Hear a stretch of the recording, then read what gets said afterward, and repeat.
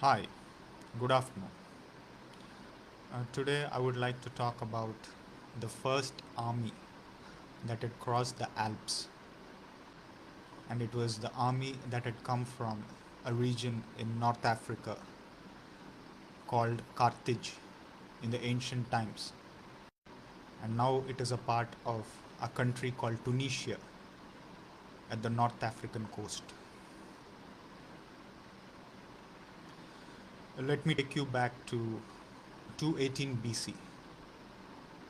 Even before that, in 264 to 241 BC, there was a war that had occurred between the Romans and the North African people, that from Carthage. Carthage was defeated in this war. It had happened from 264 to 241 BC, and the Romans had strengthened their guarding of their Italian coast, and they had a strong fleet. In 218 BC, the Carthaginians had started with their second attempt to enter Rome and defeat Rome. Since the Roman fleet was strong at the sea, they decided to go through land. Moreover, the northern frontier of Italy was not well guarded by the Romans, and this was taken as an advantage by the Carthaginians. The Carthaginians were led by a young general called Hannibal Barca, who lived between 247 to 183 BC. And let me describe the events that had transpired in the process of the Carthaginian army reaching Italy by land. They reach Italy through a very long and large mountain range called the Alps, and it was the first ever army to have crossed Alps in the ancient times. Let me describe the events that have taken place a while before they crossed the Alps and a little after they crossed the Alps. Let me also start from a part of a journey where they started from a region in southern Spain. The army marched on land, and they went from southern Spain and reached a large river in France.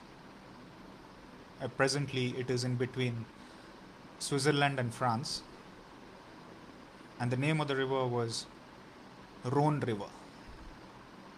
And here they had to cross this river, and then after that they had to cross the Alps. Since it was a large river, there was difficulty in crossing the river. However, some of the soldiers were able to cross it with the help of a friendly boatman who would ferry them across the river. But majority of them had to build themselves makeshift boats. Those kinds of boats where timber had to be put together, and a horizontal boat, what one would call as a raft. They had to be made then and there, and majority of the soldiers had to move through either this kind of a boat or another kind of a small boat which had pointed ends. It was narrow and long, what one would call as a canoe. If the soldiers had moved across the river using these two boats, the horses swam behind them. There were 40,000 troops and 37 elephants also. Elephants was a huge advantage that could cause terror among the opposition army. But when it came to crossing the river, the elephants refused to come near water. And it was a trouble that the general had to deal with, and he found a solution for it.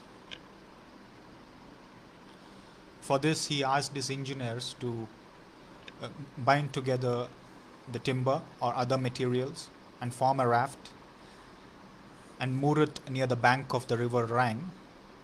And on the top of the raft, there would be some earth or the mud which would cover the raft, and this would make it look like river.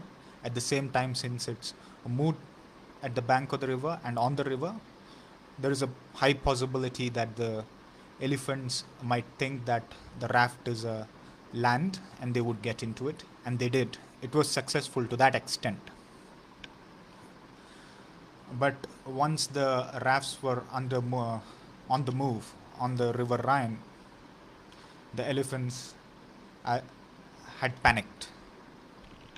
There was one raft which consisted of a lot of elephants which had overturned, and there was a huge splash with the trumpeting voice of the elephants, and the elephants would fall into the muddy river, the Rhone River.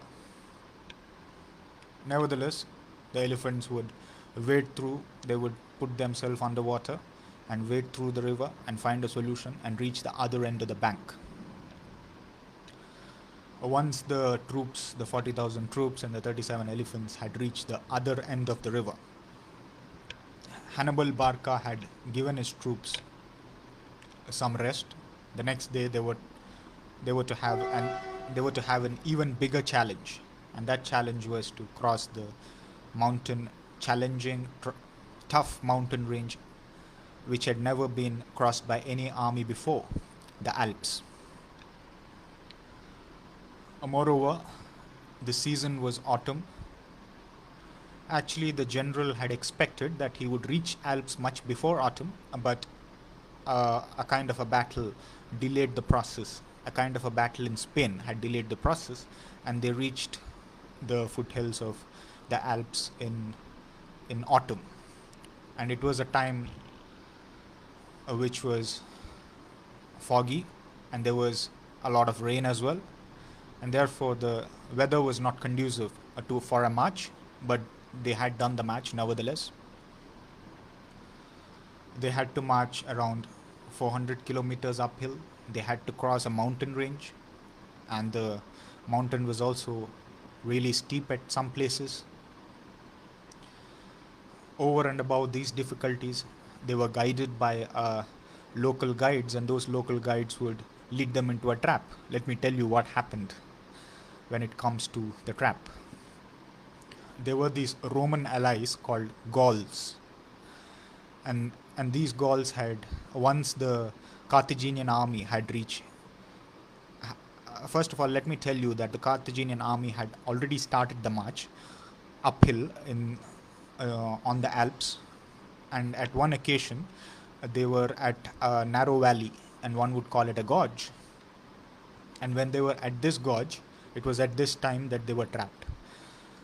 There were these Roman allies called Gauls who would attack the Carthaginian army from behind and also from the top. From the top, they would roll some large stones onto the army, and from the rear, it's a usual attack. And it is the work of the local guides that caused this trap for the Carthaginian army. The Carthaginian army could not go forward, could not go backward, could not hide themselves. And on the top of that, on one side of the gorge, there was a steep hill, as you would expect for a gorge, that a gorge is a narrow valley in between steep hills, and at the other side was a deep valley, what one would call as a ravine. So the Carthaginian army were completely trapped by this occurrence. The horses of the army also panicked.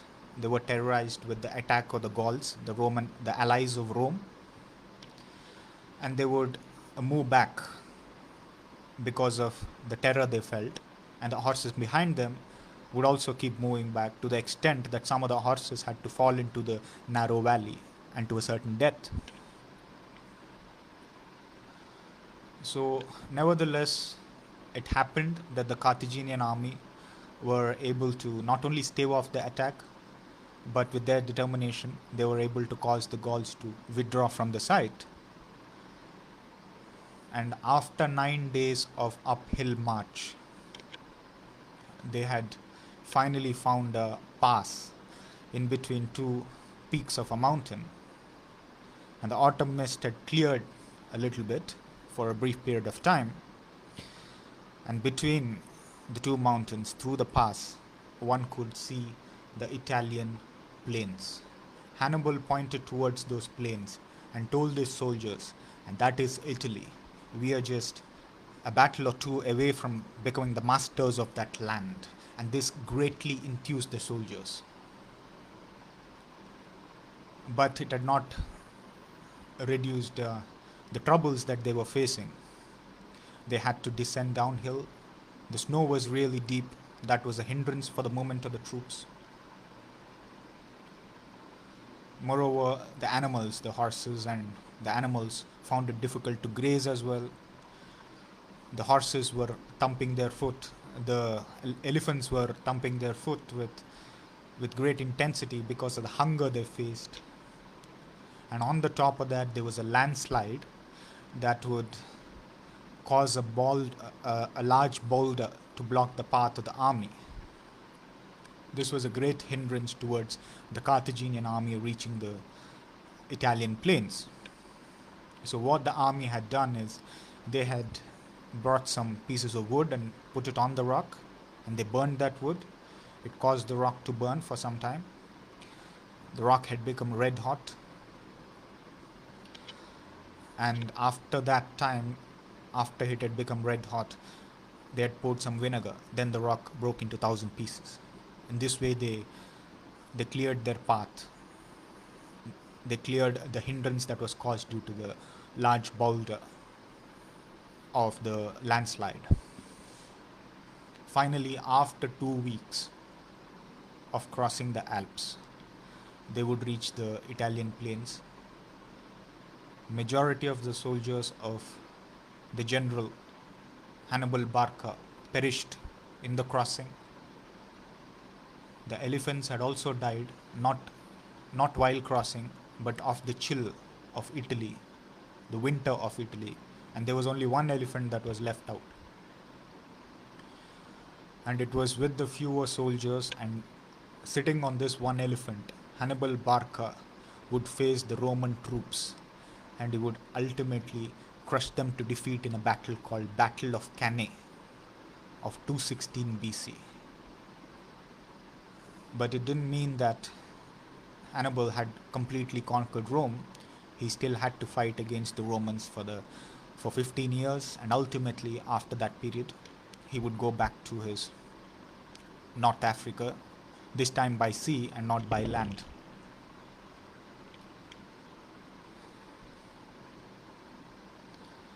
So this is how the Carthaginian army, the army from the North African region, near the North African coast, after having been defeated by the Romans in the war which had occurred between 264 to 241 BC, had responded to the Romans. The Romans had a strong fleet, but the Carthaginian army had a response for this. They had a land route, and that land route was a tough land route which had these mountain ranges, the Alps, one of the largest mountain ranges in the world. No army had ever crossed these Alps before. Nevertheless, under the young, energetic general Hannibal Barca, they were led through the Alps, and they crossed the Alps in 2 weeks, with majority of the troops having perished while this crossing occurred. The Carthaginians still fought against the Romans and defeated them in the Battle of Cannae in 216 BC.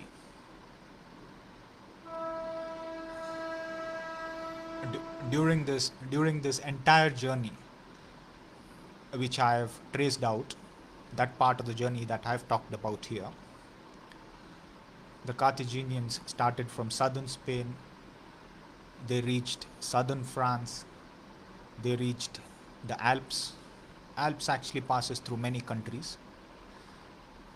At southern France, even before the Alps.